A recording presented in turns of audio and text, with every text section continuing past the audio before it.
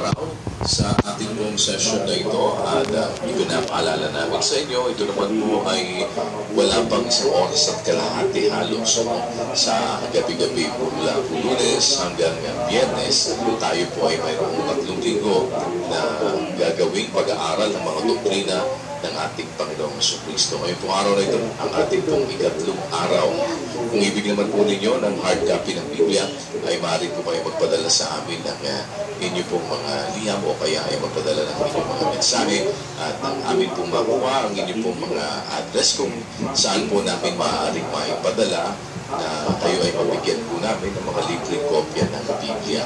Yan po ay inuulit namin, wala po namang bayad yan. Libre po natin yan ay binibigay sa ating mga kapwa-tao, lalo na po doon sa mga nakikinig at mayroon talagang mga interes na magbasa ng mga banal na kasulatan. At salamat sa Panginoon, meron po tayong isang mabuting pagkakataon na muli na ngayong gabi ay maipagpatuloy ang pag-aaral po natin ng doktrina ng ating Panginoong Jesucristo. Sa pagpapatuloy po ng ating mga pag-aaral, narito po muli ang kapatid na Eli Soriano. Magandang araw po, magandang gabi mga kababayan. Lahat ng dumalong muli sa gabi dito, salamat sa Panginoon. At meron tayong muling pagkakataon para pagsuri. Hindi po namin sinasabi sa inyo ang mga bagay na ito para tayo agad na tumanggap. Nandun po tayo sa proseso ng pag-aaral, pagsusuri, gaya ng sinasabi ng kasulatan dun sa 4:1 ng Juan. Pakinggan po nila. Mga minamahal, huwag kayong magsipaniwala sa bawat espiritu, kundi inyong subukin ang mga espiritu kung sila'y sa Diyos, sapagkat maraming nagsilitaw na mga bulaang propeta sa sanlibutan. Sa mundo po ngayon, maraming 2,000 taon na meron ng mga bulaang propeta. Yung sinasabi po sa Biblia, bulaang propeta, mga sinungaling na mga mangangaral, mandaraya. 2,000 taon na, nakita na ng mga apostol, kanilang panahon maraming mga bulaang propeta. Mai-imagine nyo, 2,000 taon pagkatapos, gaano na kaya karami sa ating panahon. Hindi po natin maiiwasan mga kababayan sa pag-aaral ng aral ni Kristo, yung doktrinang totoo ng Panginoong Hesus, na minsan mababanggit natin yung mga mali na ang nagtuturo mga bulaang propeta. Ang ating dapat na guro si Kristo. Walang iba na tayo dapat pakinggan pagdating sa aral ng Diyos. Si Kristo lang ang inihalal ng Ama na iisang guro na tagapagturo ng kanyang katwiran at ng kanyang mga aral. Ngayon, maraming lumilitaw ngayon, mga bulaang guro. Yung salitang bulaan, malalim na Tagalog po yun, sinungaling na guro. Nagpapanggap na guro o teacher, pero ang itinuturo kasinungalingan. Ikalawang Pedro 2:1, pakinggan po niyo. Ngunit may nagsilitaw din naman sa bayan na mga bulaang propeta, na gaya naman sa inyo'y magkakaroon ng mga bulaang guro na magpapasok sa lihim ng mga makakapahamak na mga hinuang pananampalataya na itatatwa pati ang Panginoon na bumili sa kanila na magtataglay sa kanilang sarili ng madaling pagkapahamak. Yan po ay 2,000 taon lang nakasulat sa Biblia at ang epekto niyan ay mas matindi sa ating panahon. Sa panahong buhay pa ang mga apostol, mayroon lang nagsilitaw na mga bulaang propeta. Gaya naman sa inyo, wika niya, magkakaroon ng mga bulaang guro. Kaya po dapat stick tayo, mangapit tayo dun sa aral ng tunay na guro na galing sa Diyos. Si Kristo po yun at siya lang ang autorisado ng Ama sa ating panahon na magtuturo ng kanyang aral na siyang dapat nating sundin sa panahong Kristiyano. Pagpapatuloy po natin ngayon ang pagsusuri. Kaya ako sinasabing pagsusuri, kasi hindi natin maiwasan. Sabi ko nga, nababanggit natin yung turo ng mga bulaang guro. Nasa Biblia kasi. Imbis magalit kayo, magsuri kayo mga kababayan. Mag-isip kayo, meron naman kayong Biblia. Pwede yung mabasa sa Biblia na meron talagang lilitaw na mga bulaang guro at mga bulaang Kristo. Ang ituturo, hindi galing kay Kristong Panginoon. Ang ituturo, sarili nilang turo. Ang Biblia, pamantayan. Yung salita ng Diyos sa Biblia, pamantayan po yun. That should be the standard of our learning. Ang salita ng Diyos, yun ang kumbaga timbangan. Kailangan matimbang tayo doon. There must be a balance. Pagka ang iyo ay hindi nakatimbang, hindi eksakto, mali yun. Ang eksakto kasi yung salita ng Diyos eh. Pagka ang itinuturo ng isang mangangaral, lihis o kontra sa salita ng Diyos, alam mo, bula ang guru yun. And sometimes there are funny things. Pero nakakatuwa, kagaya nito, na ang pangalan daw ng Diyos ngayon, yung pangalan niya. Saan mo makikita yun sa Biblia? Bakit natin binabanggit ito? Para buksan ang kaisipan na magsuri kayo. Yan po ang dahil, hindi para makipag-away o para atakihin ng kahit na sino. Kasi may nagsasabi si Kristo, Diyos. May nagsasabi si Kristo, propeta. May nagsasabi si Kristo, tao lang. Hindi para atakihin sila kasi pinagkakumpara natin ang kanilang mga tinuturo kung alin ba talaga yung nasa Biblia. E tanggapin natin yung sinasabi ng Biblia kaysa sinasabi ng sino man. Yan po ang paraan ng ating pag-aaral, mga kababayan. Binasa ko na sa inyo, Biblia, yung 7:27 ng Ecclesiastes, ikinukumpara natin ang isang bagay sa iba para makita natin kung alin ba talaga ang totoo. Ulitin natin, kapatid na Daniel.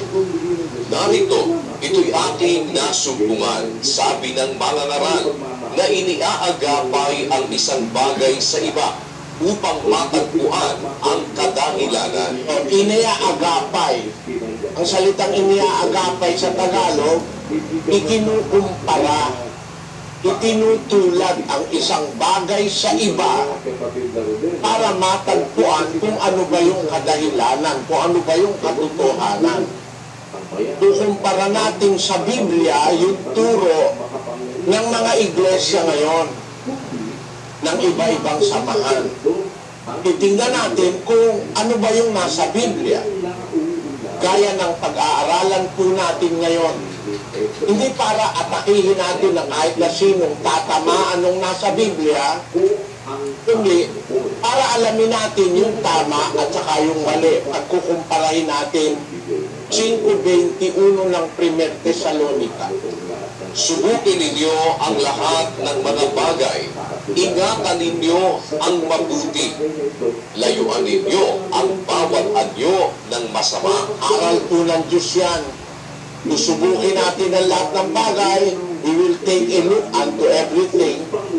Tapos, let us hold fast that which is good. And let us abstain from all appearance of evil. Subukin natin ang lahat ng bagay. Ingatan natin yung mabuti. Itapo natin o layuan natin ang bawat anyo ng masama. Ito po ang buhay sa mundo eh. Ito ang formula ng pagpapakabuti. Tingnan mo yung mabuti, tingnan mo yung masama, tapos layuan mo yung masama, ang kunin mo yung mabuti. Yung mabuti, doon ka umanib. Doon ka umanib. 12:9 ng Roma. Ang pag-ibig ay maging walang pagpapaimbabaw. Kabuotan ninyo ang masama. Makisanib kayo sa mabuti. Kaya obligasyon nating malaman yung mabuti at masama eh. Kasi kung hindi mo aalamin yung mabuti at masama, paano ka makakaanib sa mabuti at paano mo maiwawaksi o lalayuan yung mga anyo ng masama. Yun ang ating gagawin. Hihingi na po agad ako ng paumanhin, mga kababayan. Hindi ko kayo makakausap na lahat. Hindi ko madaramdaman o madarama ang inyong mga hinaing, ang inyong mga gustong sabihin. Pero kung halimbawa, arang sa ang dating sa inyo masakit yung salitang nasasabi ko, pagpaumanhin ninyo, pero huwag kayong magalit. Tandaan lang ninyo, suriin ninyo, pero naman kung Biblia, mabibili kayo sa mga bookstore. Kung wala kayo, meron kaming libreng ipinamimigay. Mag-umpisa po tayo ngayon, mga kapatid. Ating pag-aaralan, yung pagtawag sa Diyos. Mga kababayan, sa mundo, meron po tayong mga bagay na mararanasang minsan parang helpless tayo. Wala na tayong malalapitan. Wala na tayong mapapagtiwalaan. Sa mga panahong iyon, ang ating last resort, ang huli nating maaaring matakbuhan ay ang Diyos. Ang pagtawag sa Diyos o ang pananalangin po ay isa sa mga doktrina ng Panginoong Hesus. Nakita nyo, bago tayo mag-umpisa, nananalangin tayo. Nagdarasal tayo. Kaya gusto ko pong ipaglingkod sa inyo ito. Kasi gabi-gabi na tayo mag-uumpisa at magtatapos, mananalangin po tayo. O sa tawag sa Katoliko, magdarasal. Yung pananalangin o pagdarasal, utos po ni Kristo yan. Ano natin yan dapat gawin? Lahat po ba tayo dapat na magdasal? Pare, bakit ganun ang tanong ko? Kasi maraming dasal po nasasayang lang eh. 9:31 ng buwan, pakinggan ninyo. Nalalaman naming hindi pinakikinggan ng Diyos ang mga makasalanan. Datapwat, kung ang sino mang tao'y maging mananamba sa Diyos at ginagawa ang kanyang kalooban, siya'y pinakikinggan niya. Sabi ng Biblia, hindi pinakikinggan ng Diyos ang mga makasalanan. Pagka ikaw ay lugmok pala sa kasalanan, araw-araw ay wala kang ginawa kundi kasalanan, araw-araw mag-asaway nag-aaway, sabi ng Biblia, huwag kayong magagalit. Sabi po ng salita ng Diyos yun. Kalat ng Biblia, andun yun. Biblia Katoliko, Protestante, Saksi ni Jehova. Kalat ng Biblia, hindi pinakikinggan ng Diyos ang mga makasalanan. Di nasasayang lang ang maraming panalangin. Pagka pala ang nananalangin ay masamang tao, hindi pinapakinggan ng Diyos. At ang isa pang bagay na ating dapat maintindihan, yung sinasabi naman sa Kawikaan. Basahin natin ang 15:8 ng Kawikaan.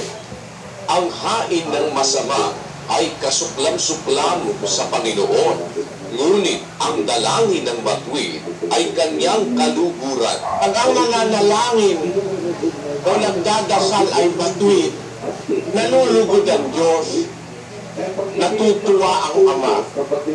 Pag ang nananalangin ay masama, nasusuklam ang Ama. Bigyan ko po kayong halimbawa. Halimbawa, lalapit sa'yo isang tao na mahal mo. Mahal na mahal mo. Lumalapit pa lang, nag-uumpisa pa lang magsalita, nakikinig ka na. Pero pag ang lalapit sa'yo, mga taong kinasusuklaman mo, ni ayaw mo ang makita pagmumukha, sabi ng mga Tagalog. Okay ka makita ang pagmumukha niyang walang yan. Ang Diyos po pala ganun din. Pagka ang nananalangin ay matuwid, nalulugod ang Diyos. Pag ang nananalangin, taong masama, nasusuklam ang Diyos. E di kailangan po pala alam natin kung paano tayo mananalangin at kung paano tatanggapin ng Diyos ang ating panalangin at ano ang ating gagawin para tanggapin ng Diyos ang panalangin natin at ano ang epekto ng panalangin pagka ang mananalangin ay yung kinalulugdan ng Diyos na mga taong matuwid.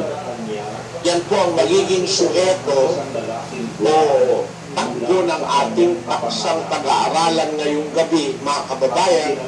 Sana po ay huwag kayong magagalit. Kung merong mga ginagawa tayong tatamaan ng salita ng Diyos, tandaan niyo po, lahat ng babasahin nating talata, nasa lahat ng Biblia, pati sa Bibliang Katoliko, Bibliang Protestante, Biblia ng lahat ng reliyon. Kaya pag nagalit kayo sa akin, sa babasahin ko, makakagalitan nyo, pati Biblia nyo. Yun po ang konsekwensya, no? Umpisahan natin, kapatid na Daniel. Ang ating pong tanong, paano ba ang matuwid na panalangin doktrina ni Kristo? Ano po yung matuwid na panalangin? Yung panalangin tama, yung panalangin appropriate, yung panalangin o dasal na ayon sa salita ng Diyos. Basahin po natin ang 6:7 ng Mateo hanggang 8. At sa pananalangin ninyo ay huwag ninyong gamitin ang walang kabuluhang paulit-ulit na gaya ng ginagawa ng mga Hentil, sapagkat iniisip nilang dahil sa kanilang maraming kasasalita ay didinggin sila. Huwag nga kayong magsigaya sa kanila, sapagkat alastas ng inyong Ama ang mga bagay na inyong kinakailangan bago ninyo hingin sa Kanya. Kaya ang liwanag po ng sagot ng Panginoong Yesus na ating guro o maestro. Sabi ng Panginoong Yesus sa mga unang Kristiyano, sa pananalangin ninyo o sa pagdadasal ninyo, huwag niyong gagamitin yung walang kabuluhang paulit-ulit. At tanungin natin, meron po ba ngayong nagdadasal ng paulit-ulit? Meron po eh. Huwag kayong magagalit. May nananalangin 5 Ginoong Maria, 10 Ama namin, 5 sumasampalataya ako. Binibilang nga yun eh. Kaya nga ang tawag yata doon, Rosario. Yung po Rosario, huwag kayong magagalit mga kababayan. 59 ang buto ng Rosario. Kaya yung panalangin, inuulit-ulit sa pamamagitan ng Rosario. Ang tanong, yan po ba utos ni Kristo, yung pagro-Rosario? Ayon sa kasaysayan ng Katoliko, saan ang galing ang Rosario? Basahin po natin sa isang aklat Katoliko. Ito po hindi para mag-atake, para lang mag-aral ng istorya, ng katwiran, ng nasa Biblia, para magsuri. Ayon po sa isang aklat Katoliko na mayroon pong nihil obstat at imprimatur, The Secret of the Rosary, age 18. Ano po ang nakasulat dito? Pakinggan nyo. But it was only in the year 1214, however, that Holy Mother Church received the Rosary in its present form, and according to the method we use today, it was given to the Church by Saint Dominic, who had received it from the Blessed Virgin as a powerful means of converting the Albigensians and other sinners. Yan daw po Rosario, yan daw po ay natanggap ng Iglesia Katolika noong 1214. It was only in the year 1214, however, that the Holy Mother Church received the Rosary in its present form. It was given by Saint Dominic Galing daw yan kay Santo Domingo, na galing naman daw sa Mahal na Birhen. Noong 12-14, lumitaw yan. Alam niyo po ba yun, mga kababayan, na 1,200 taon nang patay ang mga apostol nang lumitaw ang rosaryo. 1,200 taon nang nakapanik sa langit si Kristo nang lumitaw ang rosaryo. Yun ba galing kay Kristo? Sigurado tayo hindi. Bakit? Kung galing kay Kristo yung aral sa rosaryo, dapat nandito pa siya sa lupa, tinuro niya na yon. Nung lumitaw, ayon sa Iglesia Katolika, ang rosaryo, 1,214. Ibig sabihin, mahigit ng 1,000 taon, patay ang mga apostol, nakapanig na sa langit yung guro na Panginoong Jesucristo nang lumitaw ang rosaryo. Maliwanag na hindi po galing kay Kristo yan. At katunayan yan, kalaban yan ni Kristo. Kasi, ang sabi ng Panginoong Jesucristo, pagka nananalangin kayo, huwag ninyong gamitin ang walang kabuluhang paulit-ulit, gaya ng ginagawa ng mga hintil, sapagkat iniisip nilang dahil sa kanilang maraming kasasalita ay diringgin sila. Huwag nga kayong magsigaya sa kanila, sapagkat na kinakailangan ninyo bago ninyo hingin sa Kanya. Yun po ang Diyos ng Biblia. Hindi mo pa sinasabi, alam niya na yung kailangan mo. Ba't kailangan mong ulit-ulitin? Ano palagay mo sa Kanya? Bingi? Mahinang umintindi? Lalabas, hindi maganda yung Diyos mo. Ang Diyos ng Biblia na tinuturo ni Kristo, bago ka pa manalangin, pag-uumpisa ka pa lang, naiintindihan na ng Ama. Parang yung kawikaan ng English, ano? A word is enough for a wise man. Isang salita lang, pag matalino nakikinig, hindi kailangan paulit-ulitin. Yung Ama sa langit, sabi niya, bago kayo humingi, at sasagot ako, sabi niya dun sa Isaiah, 65:24 ni Isaiah. At mangyayari na bago sila magsitawag, sasagot ako, at samantalang sila'y nakagsasalita, aking didinggin. Samantalang nagsasalita sila, didinggin ko sila. Yung mga taong naghahanap ng katotohanan, mangyayari bago sila magsitawag, sasagot ako. At samantalang sila'y nagsasalita, aking diringgin. Hindi ka pa tapos nagsasalita ka pa lang, on the process, diringgin ka na ng Diyos. Ano ngayon ang kailangan? Ulit-ulitin mo ang panalangin. Kaya mga kapatid, bawal po ng Diyos yan yung ulit-ulit na panalangin. Kasi sabi ng Panginoong Jesus, nalalaman ng Ama ang inihingi ninyo bago nyo pahingin sa Kanya. Ang totoo, nasa puso mo pa lang. Wala pa yung salita sa bibig mo. Naiintindihan na ng Diyos yung gusto mong hingin. Ano ngayon ang dahil? Bakit tayo mananalangin ng paulit-ulit? Kinukulit ba natin ang Diyos? O pinalalagay ba natin siyang bingi? Naalala ko tuloy yung kantang, I believe above the storm, the smallest prayer will still be heard. I believe that someone in the great somewhere hears every word. Every time I hear a newborn baby cries, or dance a leaf, or see the sky, then I know why. I believe. sinasabi niya eh. Sabi niya, I believe above a storm, the smallest prayer. Hindi mo sa gitna ng storm, sa bagyo, manalangin ka kahit bumabagyo. Yung pinakamaliit na panalangin ay maririnig niya. I believe that someone in the great somewhere is everywhere.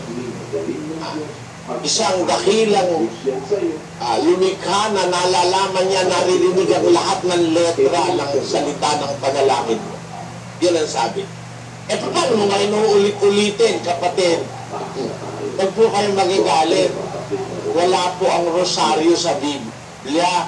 Hindi po turo ni Kristo. Lumitaw lang ang rosaryo, 1,000 taong mahigit pagkamatay ng mga apostol at pagkaakyat sa langit ni Kristo.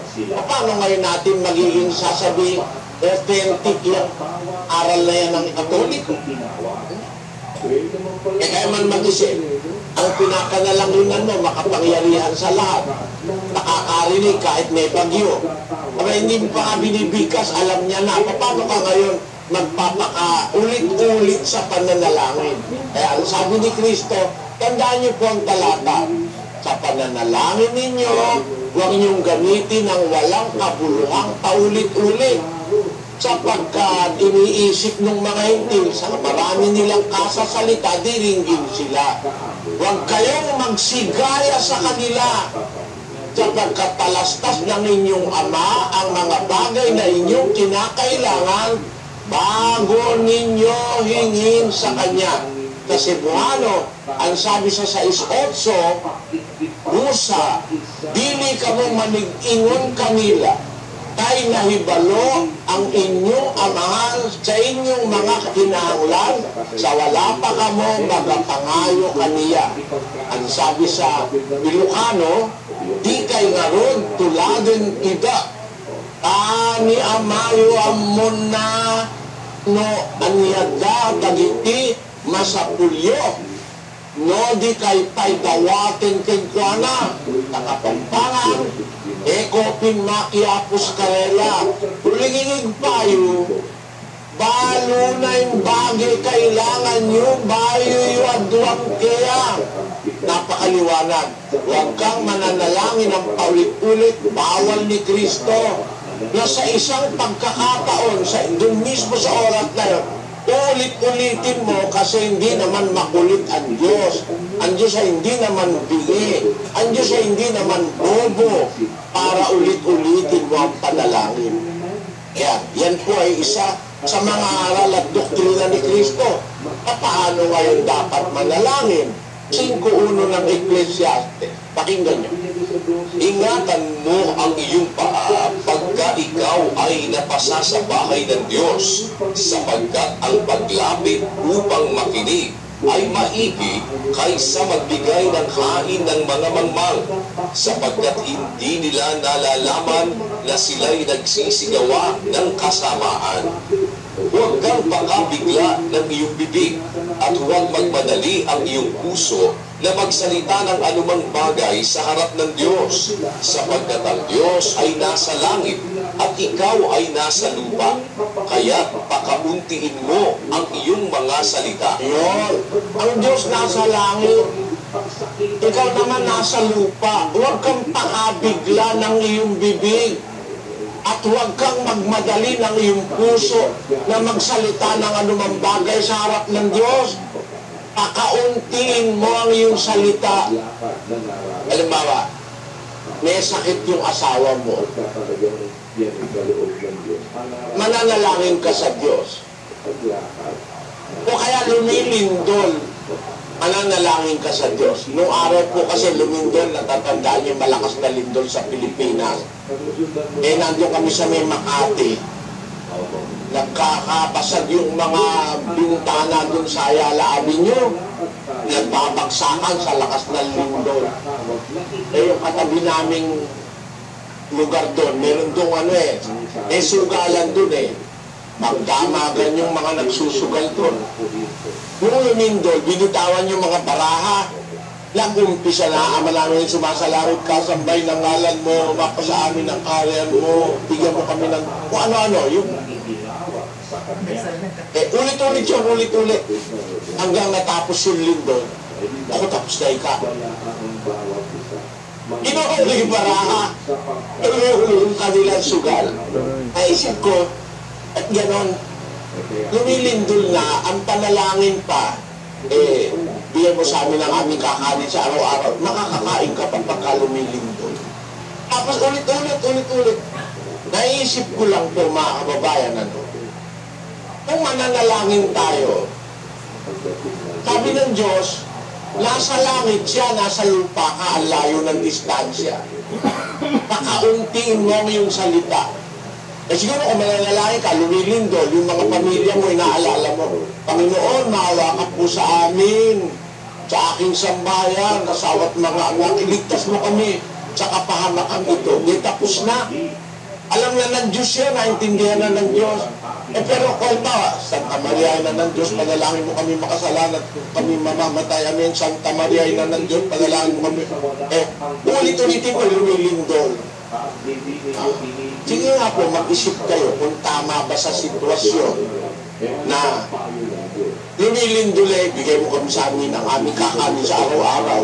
Huwag mo kaming ihatid sa tukso. Ano ka pang ihatid sa tukso nun lumilindol na nga No? Mga panalangin, uncalled for, hindi marapat sa pagkakataon. Tapos ulit-ulitin mo. Yun po ay bawal ni Kristo. At ang isang paraan para ang panalangin ay maging mabuti sa paningin ng Diyos, yan po hindi ginaganap yan para ipagparangalan. Meron po nananalangin para ipagparangalan, ipakita. Nananalangin sa daan, nananalangin sa mga kalye, nanalangin sa mga kapilya na nakabukas ang mga pintuan, ang mga bintana. Pakinggan niyo ang sabi na sa 5 ng Mateo. At pagka kayo ay nagsisidalangin, ay huwag kayong gaya ng mga mapagpaimbabaw, sapagkat iniibig nila ang magsidalangin ng papayo sa mga sinagoga at sa mga likuang daan, upang sila'y makita ng mga tao. Katotohanan sinasabi ko sa inyo, tinanggap na nila ang sa kanila'y ganti. Patapot ikaw, pagka ikaw ay mananalangin, pumasok ka sa iyong silid, at kung mailapat mo na ang iyong pinto, ay manalangin ka sa iyong ama na nasa lihim, at ang iyong ama na nakakikita sa lihim ay gagantihin ka. Ayun, ang pananalangin, mga kababayan, maliwanag, hindi po yan ginagana para ipakita sa tao. It is a private matter between us and our God. Hindi po yan para ipakita sa tao yung pananalangin. Kaya nakita nyo, sa ating mga coordinating centers, hindi natin ginaganap yan na para ipakita sa tao. Kaya ang mga coordinating centers natin, nagsasara tayo ng pinto, pinasarahan natin ng bintana pagka mananalangin na tayo. Hindi para ipakita sa tao na tayo nananalangin. Pag mananalangin ka, sabi ng Diyos, huwag kang gaya ng mapagpaimbabaw. Iniibig nila ang manalangin ng patayo. Bakit gusto nilang manalangin ng patayo sa mga sinagoga at sa mga daan? Upang makita sila ng mga tao. Katotohanan sinasabi ko sa inyo, tinanggap na nila ang sa kanila'y ganti. Bawal pala ni Kristo yung mananalangin ka, papakita mo sa tao. Yung mga Hudyo nung araw, ang sinagoga nila, malalaki ang bintana. Kaya kung manalangin sila, imbis na sila'y lumuhod, tatayo sila para makita ng tao. Huwag ang wika kayong gagaya sa kanila. Kaya pag mananalangin ka, pumasok ka sa iyong silid. At kung mailapat mo na ang iyong pinto, manalangin ka sa iyong ama na nasa lihim. Ang iyong ama na nakakakita sa lihim ay gagantihin ka. Maliwanag po yun, ano? Hindi naman kailangan pilosopyahin o ipaliwanag ang salita ng Panginoon Kristo kasi maliwanag na bawal manalangin na ang intensyon mo ipapakita mo sa tao.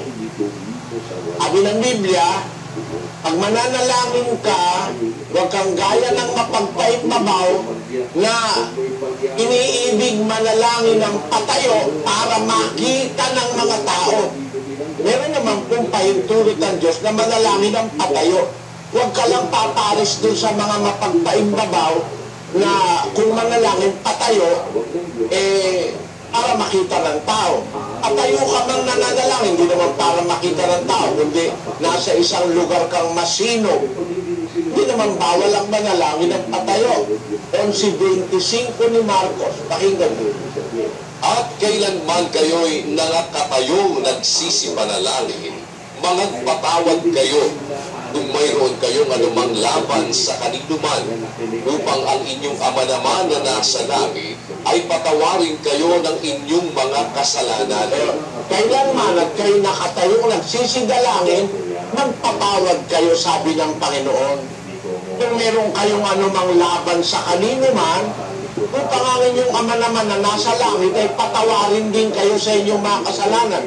Kung meron pong provision sa Biblia na manalangin ng patayo, huwag lang kagaya nung mapagpaimbabaw na kaya sila sa sinagoga ay lumatayo para makita sila ng mga tao.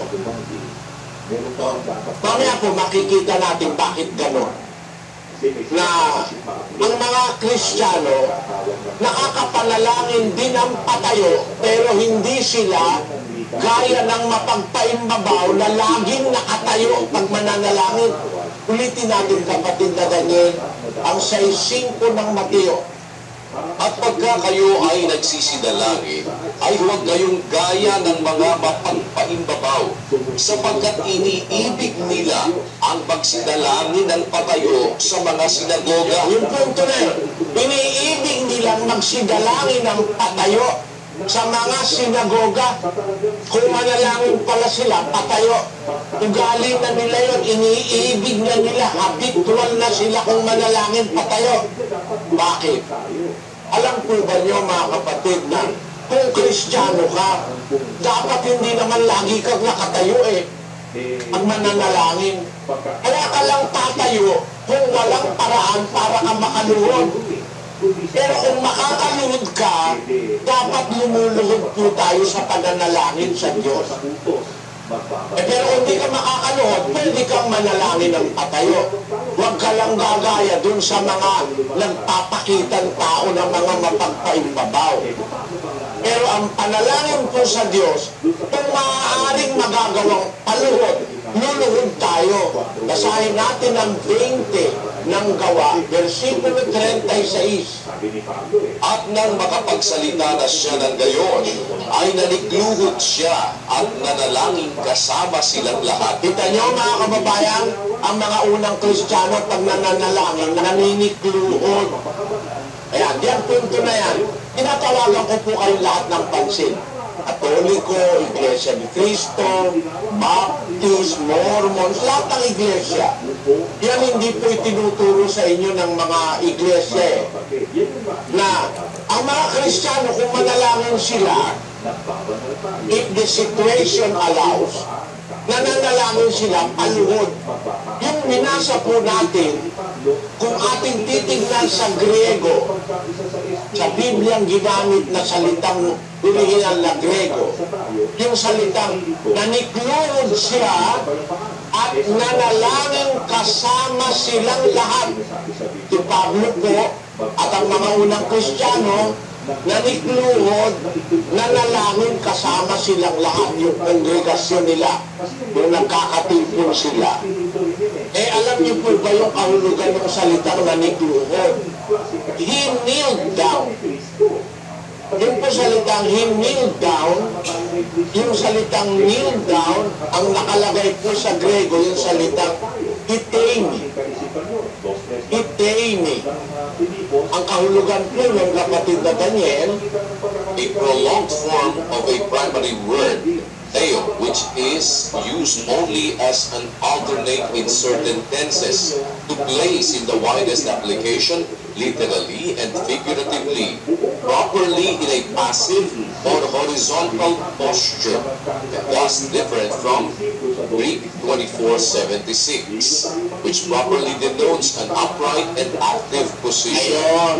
Ang kahulugan pala po ng salitang titene ay to place o ilagay mo yung sarili in a passive horizontal posture.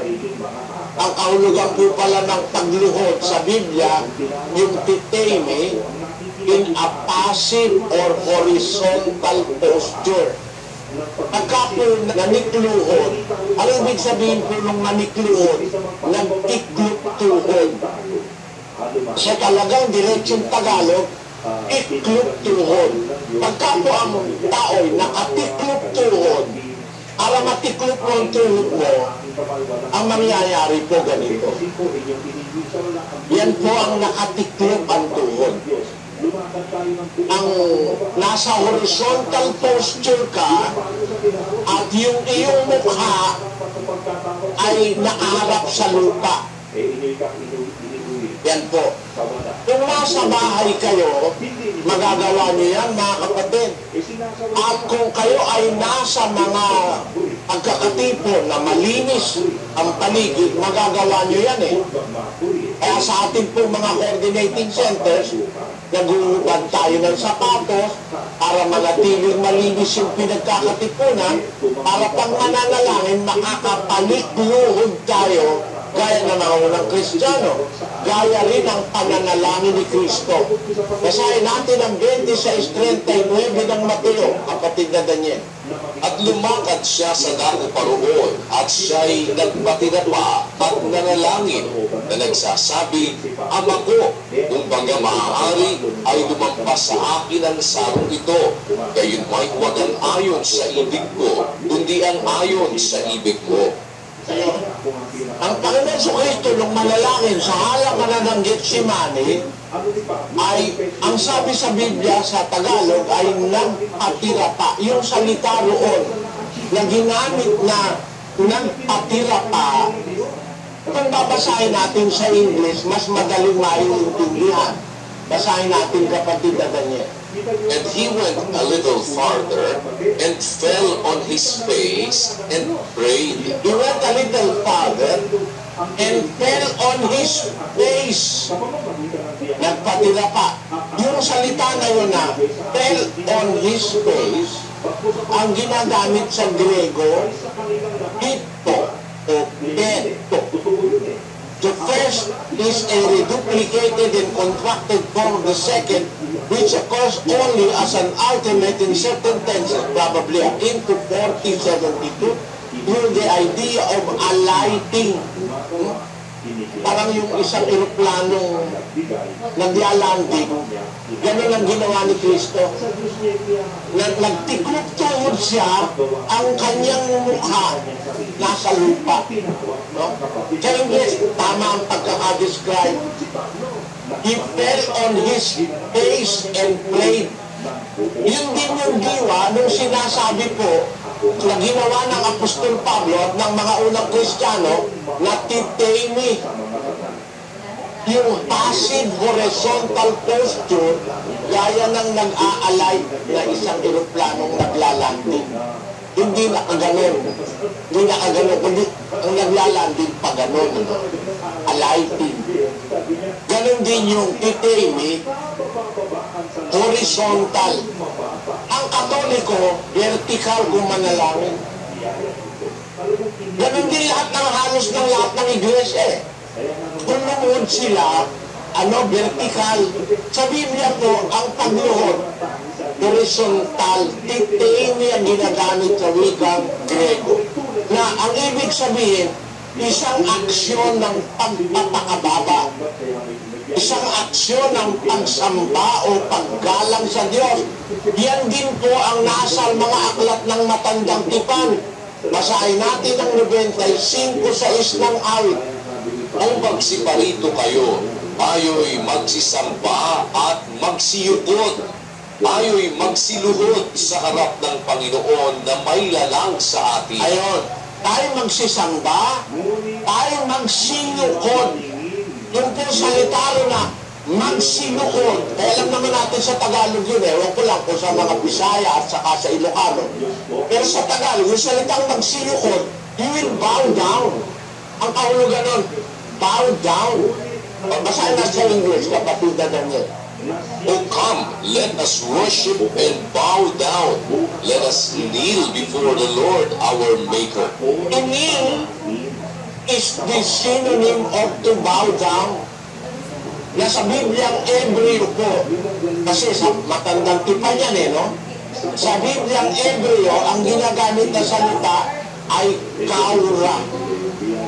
Ang salitang kaura, ang kahulugan po, to bend the knee, itiklop ang tuhod. Yun na, mangyayari, yung titeni sa Grego.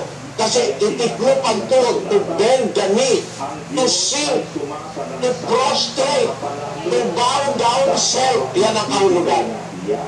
Kaya, ang magalang na pananalangin sa Diyos, lalo na pagka kayo mag-isa sa gabi, o kaya kayong pamilya, nananalangin kayo, o kaya nasa bahay kayo, kaya ang pananalangin, mas magandang gawin nyo yung ang papakita ng matinding paggalang sa Diyos, yung to sink or to prostrate oneself, kaura. Sa Hebrew, kaura. Sa Greek, titemi. Ang ibig sabihin, yung pinakikita natin kanina, pakita natin ulit. Yan po ang posisyon ng aura o ng titemi. Na maaari nating magawa sa mga bahay natin, sa kwarto mo, kung saan ka ba naroon, na walang nakakakita. Pero ito, hindi po tinuro ito ng pari eh. Sasabihin mo sila, nag-aral ng 12 taon, nag-aral ng Latin, ba't hindi pinag-aralan ng Grego? Ang Biblia kasi nasulat sa Hebrew at saka sa Greek. Ang pare, nag-aral, Latin ang pinag-aralan kasi yung nung araw, yun ang paraan ng pagmimisa, Latin. Nung araw, nung bata ako, ngayon hindi na nga Latin ang misa. Yung Dominus Vobiscum, Secula Secolorum, Amen. Sasagutin mga ano. Ngayon wala na yun eh. Ang minaster ng mga paring Katoliko, Latin, ang dapat sanang minaster nila, Greek and Hebrew. Kasi ang Biblia, isinulat sa Hebrew at saka sa Greek. Eh kung naintindihan lang sana nila, kahit kapilaso yung Greek at Hebrew, dapat ang panalangin ng Katolikong naituro nila, yung nasa Biblia, itemi at saka aura.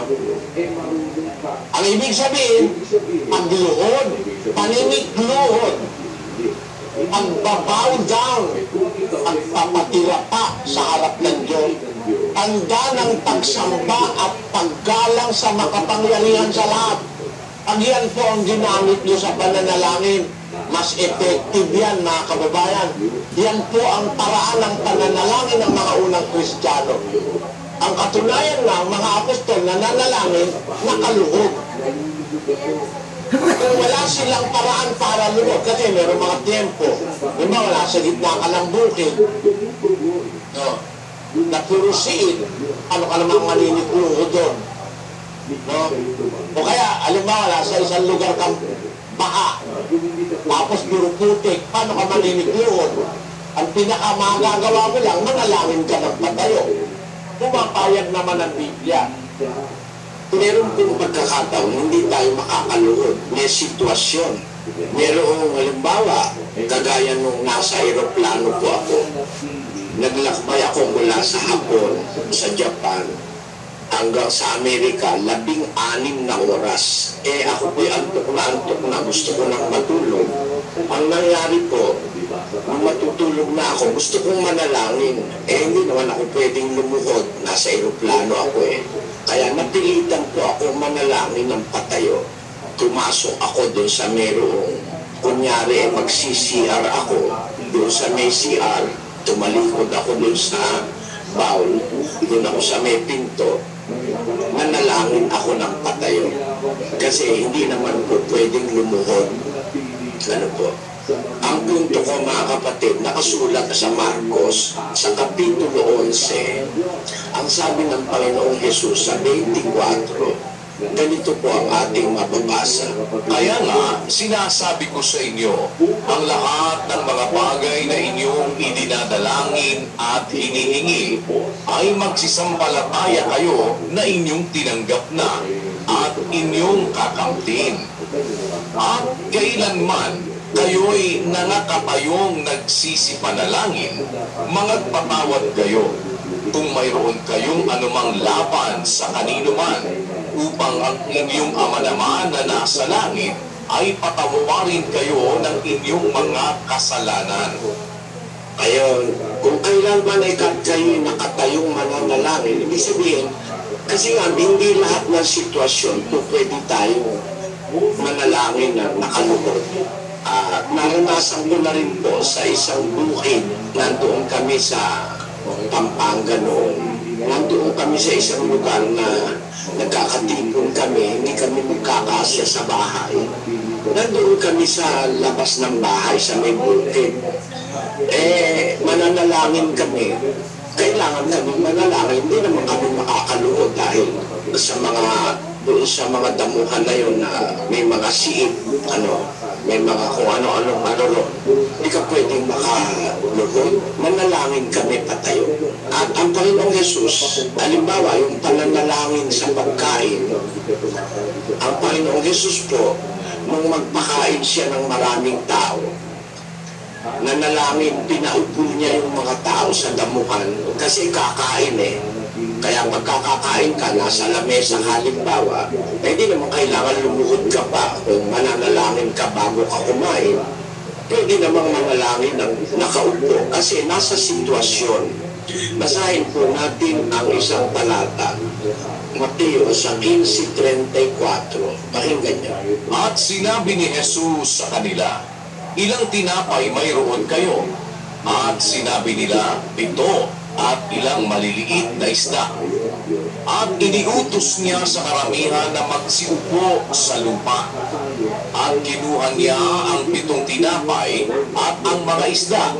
At siya'y nagpasalamat at pinagputol-putol at ibinigay sa mga alagad at ibinigay naman ng mga alagad sa mga karamihan. Ayun, maliwanag na nung papakainin niya yung libo-libong tao, pinaupo niya sa damuhan at saka siya nagpasalamat. So pwedeng manalangin tayo ng nakaupo pagka sa pagkain. At halimbawa, pagka nagkakatipon ang mga magkakapatid, mayroong lugar na nagpunta sa isang lugar na hindi naman malinis. Pagka kami po nagkakatipon, minsan sa Araneta Coliseum, nung wala pang lockdown, hindi ka naman pwedeng lumuhod doon Hindi ka pwedeng magpakababa sa pagluhod. Mananalangin ka pa kayo. Hindi naman kasi talagang lugar ng panalakinan yun. Pero sa mga lugar ng iglesia, ang ating pong mga lugar, ay mayroon tayong mga disiplinang pinapatupad nung hindi pa nagla-lockdown. Nakakatipon tayo physically. Meron po tayo lalagyan ng mga sapatos, tapos at yung mga lalagyan na yun, yung maruming sapatos galing kung saan labas, iiwan doon, meron po doong mga maisusuot na malinis. Pumasok man doon sa kapilya o pumasok man doon sa bahay pagkakatipon, maaaring makaluhod. Meron ako nakita, napakataba ng tao. Hindi siya makakaluhod kagaya ng luhod na ating ipinakikita na itinuturo sa Biblia. Hindi rin naman siya makakatayo ng matagal kasi nga napakataba.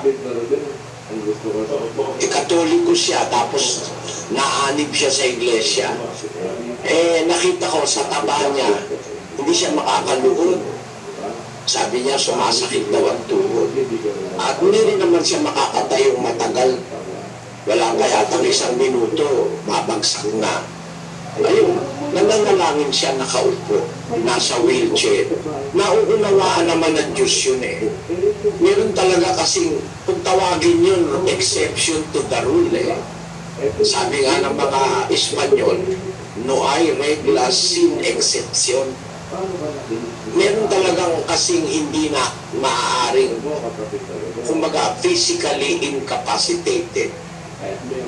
Sinasabi ko lang, bawal kasi ng Diyos manalangin ng paulit-ulit.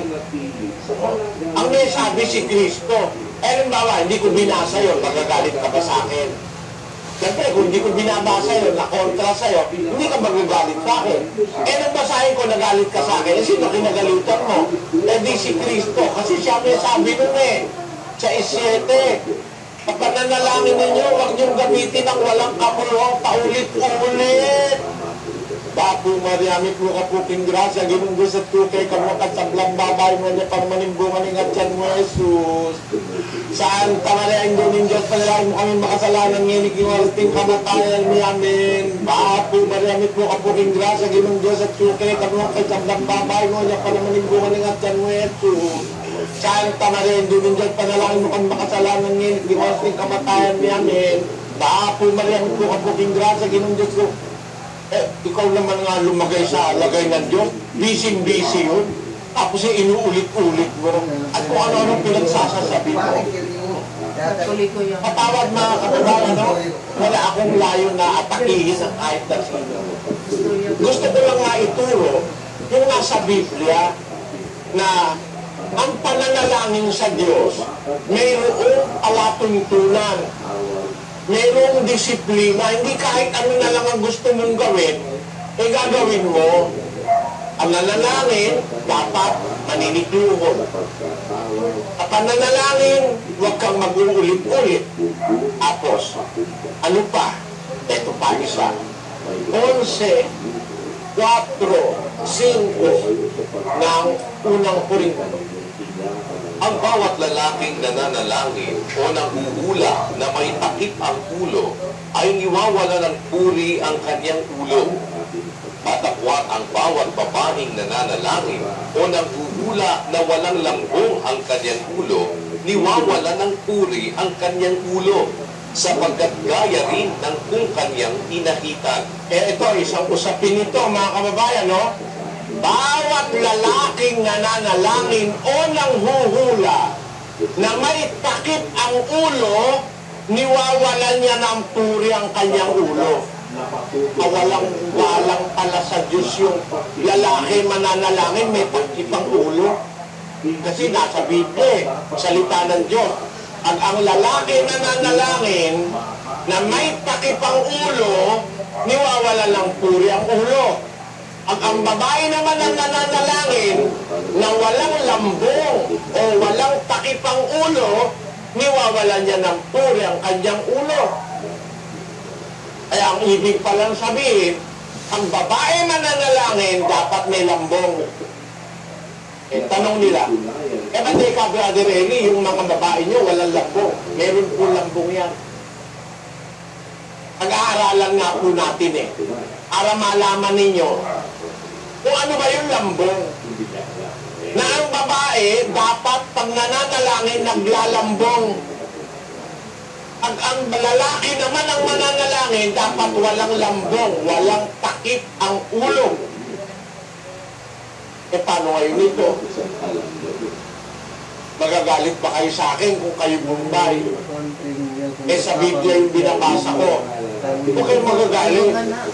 Si Cristo nagsabi nun salita ng Diyos yun Kung babae naman ikaw, wala ka naman lambong, niwawalan mo naman ang puri ang ulo mo sa harap ng Diyos pag wala kang lambong. Kasi may sabi nun, hindi naman po ako. Ang may sabi nun po si Cristo. Ano ngayon yun? Pag nagalit kayo sa akin, mga kababayan, ang kinakagalitan nyo, hindi ako. Ang kinakagalitan nyo, si Kristo. Ngayon, baka pag nagalit kayo, hindi na kayo bumalik bukas. Bumalik kayo para maintindihan naman ninyo, mga kababayan. Kasi, Gaya niyan, hindi naman tinuturo ng ibang iglesia yan eh. Mga kababayan, ito po nasa Biblia. Huwag kayong magagalit dahil nasa Biblia, salita ng Diyos. Pag nagalit kayo, parang ang kinakagalitan nyo ang salita ng Diyos. Kasi hindi naman kayo magagalit sa akin kung di ko sinabi yun eh.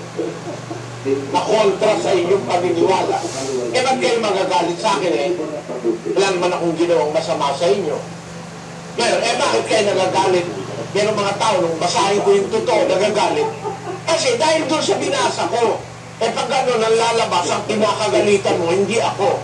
Ang kinakagalitan mo, yung Kristo sa nagturo dito sa akin na Biblia. Kaya, yan ang isang bagay na dapat yung mapansin, mga kababayan. Sa pananalangin lang, libu-libong iglesia, hindi tayo magkakasundo. Bakit? Eh, libu-libo, hindi naman sinusunod yung nasa Biblia. Ngayon, eh kung sila ayaw nila sumunod, eh kung gusto natin sumunod, mas madali. Bakit po? Mas makapangyarihan ang panalangin na ginaganap natin ang kalooban ng Diyos. Mas pakikinggan tayo ng Diyos pagka nananalangin tayo ng ganito ayon sa sinasabi ng kanyang salita. Ngayon, ang ating tanong, mga kapatid, ganito. Bukod doon sa paluhod ang panalangin, ang babae meron dapat na lambong. Ang lalaki walang dapat na lambong. Bakit? Tingnan nyo ngayon yung sarili nyo, mga kapatid, kapain nyo. Dito meron tayong ulo, no? Ako may ulo ito. Mula liin, ulo na yun eh. Kayo rin meron, tayo lahat meron. May ibig iturong espiritual ang Biblia sa atin. 11:3 ng unang Korinto. Datapot ibig ko na inyong maalaman na ang Pangulo ng bawat lalaki ay si Kristo at ang Pangulo ng babae ay ang lalaki at ang Pangulo ni Kristo ay ang Diyos. Ayun. Ang ulo ni Kristo, ang Diyos. Si Kristo ang ulo ng bawat lalaki. Ang lalaki ang ulo o pang-ulo ng bawat babae. Kaya, lalabas po apat eh. Nag-umpisa sa babae, ang pinakamando sa ilalim.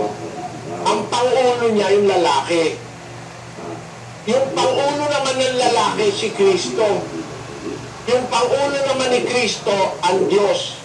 Kaya ang ulo ng babae, ang nagre-represent sa asawa niya. Yung ulo ng lalaki ang nagre-represent kay Kristo. Yung ulo naman ni Kristo ang nagre-represent sa Diyos Ama. Yan po ang bahagdan ng karapatan o ng poder sa iglesia.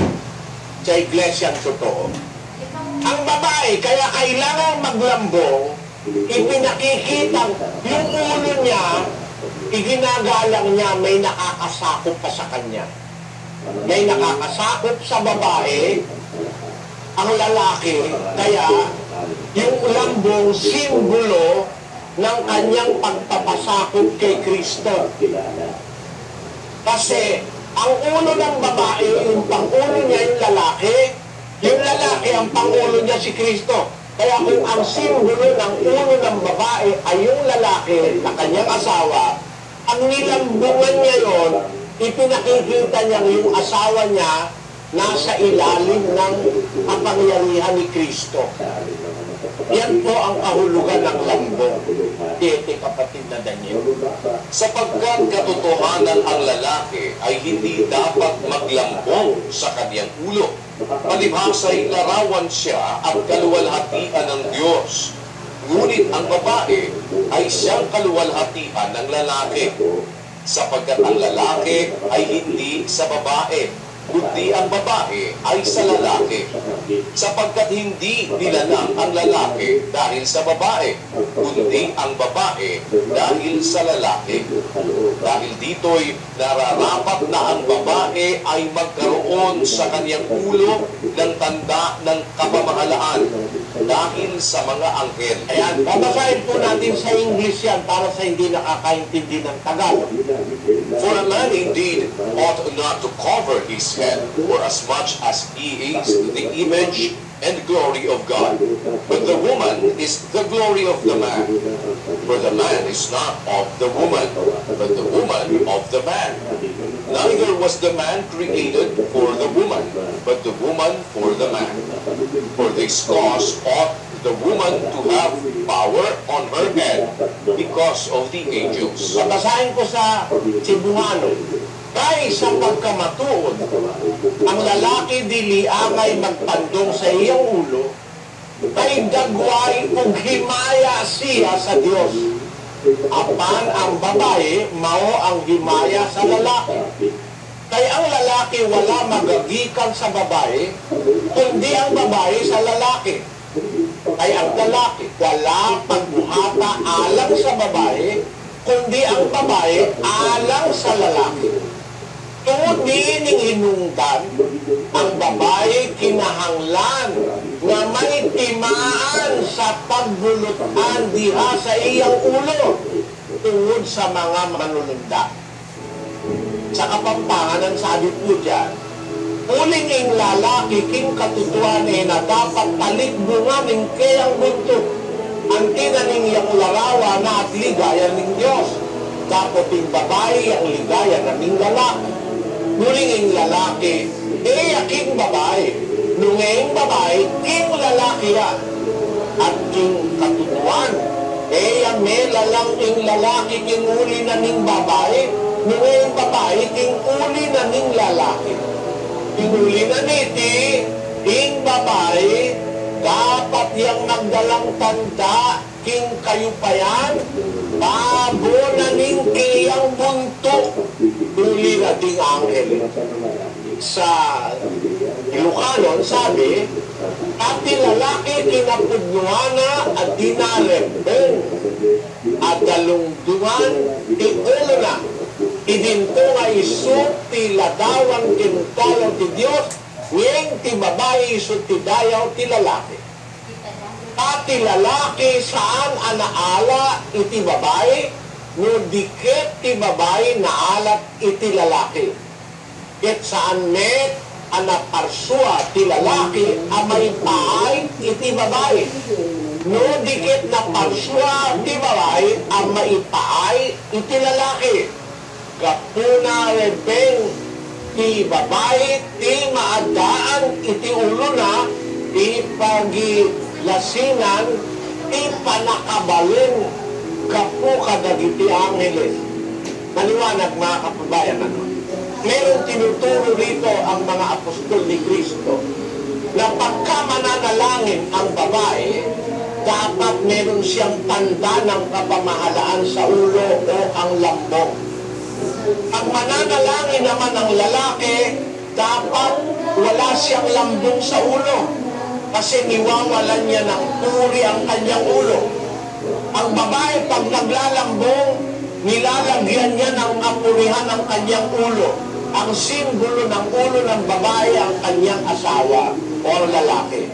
Ang simbolo ng ulo ng lalaki ay si Kristo. Ngayon, ano ang kahulugan nito, mga kababayan?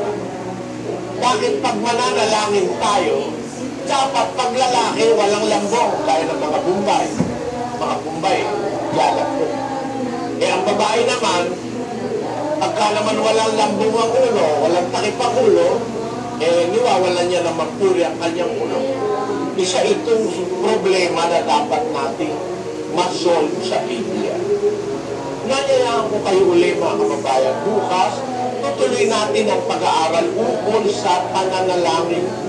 Meron tayo natutunan ngayon, ang pananalangin, hindi dapat na gaya ng mapagpaimbabaw, laging nakatayo, ipapakita ng tao.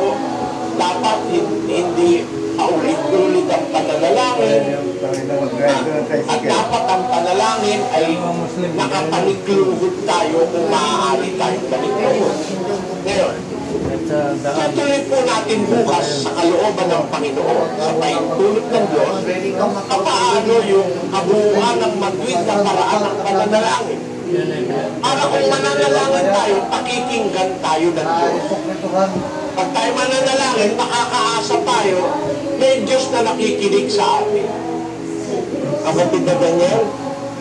Opo, at bukas umaasa po kami na sa tulong at awa ng Panginoon, kayo po ay muli naming makasama sa pagpatuloy po